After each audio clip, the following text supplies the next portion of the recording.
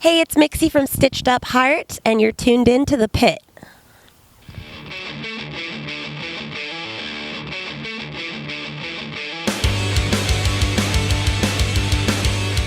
We're here with Mixi from Stitched Up Heart. She's back in Chicago. How's Chicago treating you so far? It is a little chilly. Just a little chilly. Cold, probably Yeah. like 40 degrees right now. I know, and we were in Flint last night, and it was almost snowing. Like, it was like that rain snow where it's like, oh, could you just be snow, like, at this point? So it's actually a little warmer here now, but it's like I'm not used to the cold. Right. I got my pea coat. I got like 5 layers on. I got like my Spanx and everything. Just for extra warmth. Yeah. Yeah. So you've been to Chicago before, but we never played the Beat Kitchen. Yeah. I hear good things about it. We played Arlington Heights Home Bar a couple times. We played the Penny Road Pub, I think. Okay. Is that right?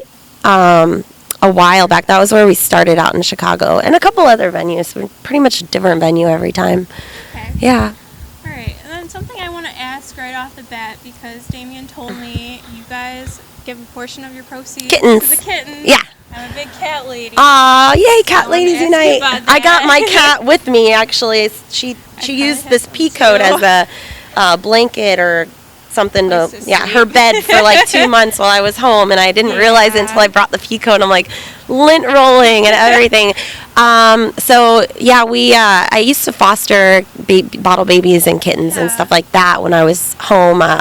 We were writing the record. I was fostering a bunch of kittens, and I wanted to still help, because once you realize that there's so many animals that need help, you get sucked in. Like, you can't not help. Like, anything you do is still not enough, you know. So we decided as a band that we would donate a percentage of our merchandise sales to kittenrescue.org is the actual website for it, but it's a rescue out of Los Angeles, and they help pull most of the bottle babies from the shelters, the ones that don't, orphan kittens that don't have moms, and they usually put them down because they can't, you know, unless they find fosters for them, they can't feed them every hour. You have to bottle feed them and burp them and potty them, and it's cute, but but there's so many that need homes, so we decided to donate a percentage of our merch sales while we're out on the road to help, and we raised over $4,000 so far for the kittens in a year, so it's been helpful. That's pretty good. Does that affect That's you? one operation, though. That's like, you know, one big operation on a cat.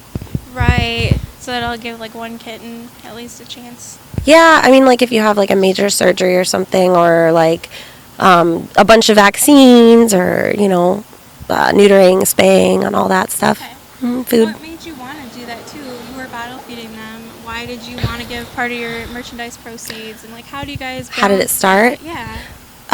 You know, it's just like, we're not at a point in any sense where we have mansions or anything like that in our career, but when you give, it's just a little bit here and there, you know, and it's, even if you don't have much at all, like, you can still help. And I think the feeling of helping and giving back is more valuable to me than money.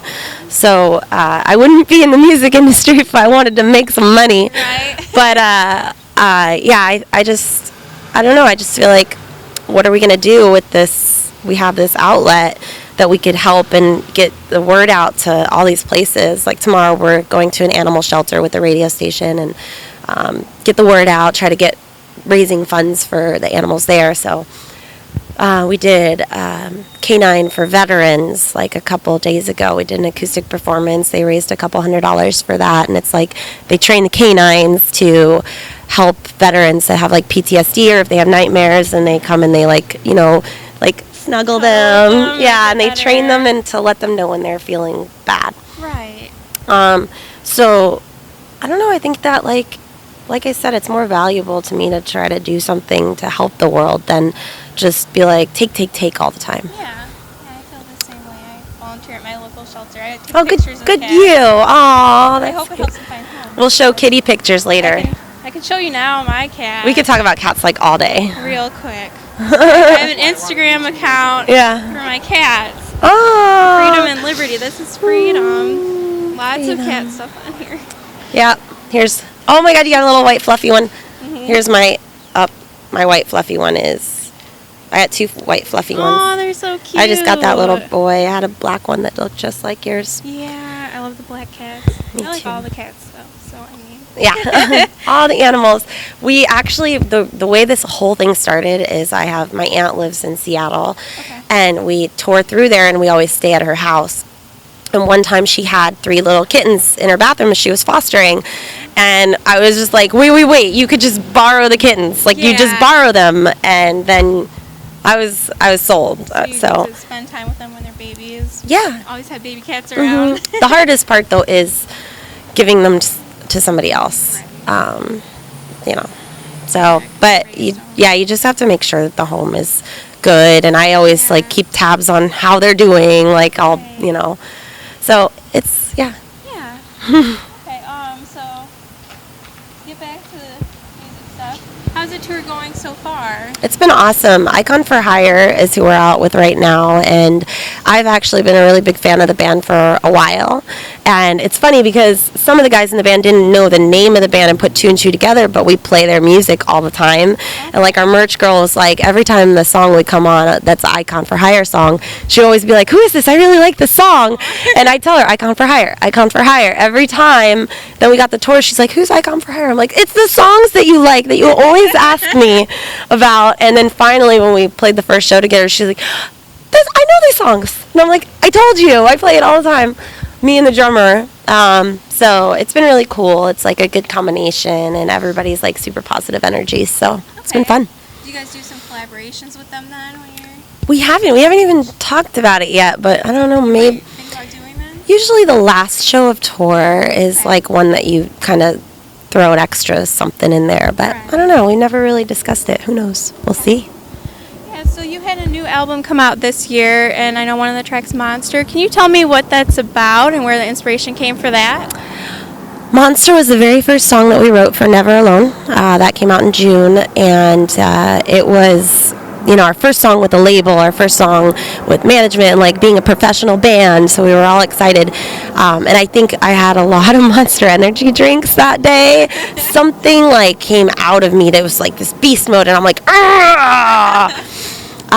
But also, what's funny is the day before I was getting tattooed by my tattoo artist named Mr. Monster. And he's like, write a song for me. And I was like, that's a great idea. So, and so this weird energy came out of me, and there's a whole bunch of elements that combined into it. And it's about like that inner like strength inside that you have to find when you're pushed up against a wall, or when like the world is like pushing you down, and you just have to get up and rise up and just face the challenges that are thrown at you. Okay. So when it comes to writing your songs, who's in charge? Do you guys all work together to write each song? We've gone through different writing phases pretty much with every record that we've done. The DIY stuff we would used to just get in the studio and like write 30 songs in like 3 months, but we decided that we wanted to focus more on each individual song. So with this last record that we did, Never Alone, I would go in the studio. Me and Merritt, the guitar player, would go in with our producer, Mitchell Marlowe, who we met during Monster. We'd never met him before. It just clicked. It was instantly like, first song, you're awesome. I love it. Let's do this. And just kind of start from scratch. Every time that I have like archives of songs that I've written past, but every time I try to bring something old to the studio, it doesn't feel like organic and raw right there. So I usually just start from the very beginning, and we just kind of see what we come up with together. Okay. And how has your music changed since you guys initially got together in 2010? And can you tell me about how you guys got started? I put the band together after kind of a heartbreak situation that I went through, and decided that I was going to stitch my heart back up, and I was going to make a new band and put it back together. And then, we had some hiccups in the beginning because I didn't know what I was doing. And then I eventually started learning, and I had the label we're with now, Century Media, some of the people that worked at that label have given me direction along the way while we were doing it ourselves. We booked our own tours for like a couple years, like 4 years, I think. We just did it ourselves. with a little advice from the label, and then finally we got to a point where we were like, okay, let's work together. Everybody's in the right headspace, and and we just met each other in LA. Everybody kind of, runs into people. Everybody kind of knows each other, so it just kind of clicked, and we found the right people and the right elements that we wanted for this. Okay. And then going from like working on your own to working with a producer, was that an adjustment for you guys? Yeah, it was different because usually, there was a lot of like letting go of the reins when you have a whole team of people that are working behind and everybody is collaborating on decision making rather than I'm doing it this way, my way. But they've been right about a lot of stuff, so I do take advice, and it's very good to take direction. And work as a team with people that have done, worked on bands, like a lot of bands that are similar kind of to us, with girls and, hard rock, and they know what they're doing, so I take advice from them, Okay. And then, do you have a favorite song that you like to perform on stage, or? Yeah, we just threw in a new one that is the last song on Never Alone, and it's called I Can't Breathe, and it's just fun for me because it's new, so I like new stuff like all the time. Like as soon as we're done with this tour, we're going to get in and start the next record. I'm sure we'll have a tour here and there and some other stuff we're going on. But I'm just ready to like write new songs. Like I got all these ideas. I just want to like spit them out onto a record. Okay. And then what would you tell to someone who is starting out and trying to break into the music scene? Never, ever, ever, ever, ever, ever, ever quit. Work your butt off. And anything you want to do in life, like whether it be interviewing, whether it be photography, it's just whether you want to be an attorney, you're going to get shot down. There's going to be people that say you can't do it. There's going to be times where you don't think you can do it. And no matter what it is, if you really, really feel passionate about it, and that's really what you dream, then you should just go for it 100%. No matter how old you are, no matter what, like just do it. And no matter what, it will work out.